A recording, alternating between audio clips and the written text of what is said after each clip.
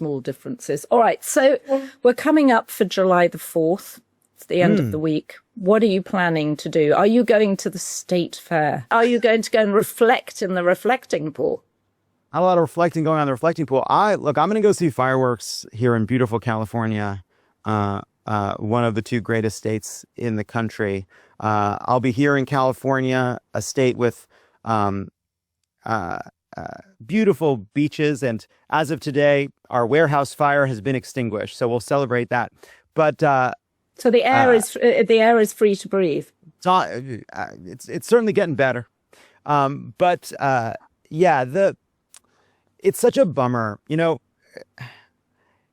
So there was the Congress created something called America 250, and that was a bipartisan group to help figure out what the events were going to be around the 4th. Trump then creates his own competing group called Freedom 250 and politicizes America's Independence Day, our 250th birthday. And again, like we'll look at all the things Trump is doing, right? The fact that he gives a partisan speech, that his Secretary of Transportation calls the musicians who canceled libtards, right. That he's politicized the whole thing and made it about him, and that stinks. But I do think it's worth taking a moment to say, wow, like, okay, these are all the ways in which Trump has made this about him and made it worse.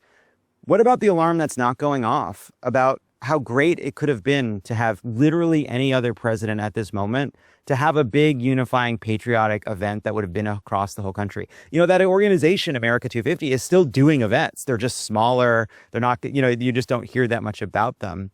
But what a great shame it is that we have this kind of depraved person in charge. I don't think, like, if George W. Bush were president right now, I think some aspects of what they would have done for America's 250th would have probably annoyed me. There would, like, a little bit of politics would have gone in there. By the way, I think if Barack Obama were president and did America 250, there would be parts of it that annoyed Republicans, but you would know that they would take the responsibility of representing the whole country seriously, to understood that this wasn't just about them or their political prerogatives, that it's a rare moment where you could have actually had a beautiful, like, American patriotic celebration. I'll be cringe and say that I'm sad that we don't get to have that. But instead we have this ridiculous, incompetent boob. The Ferris wheel isn't working. The reflecting pool is green.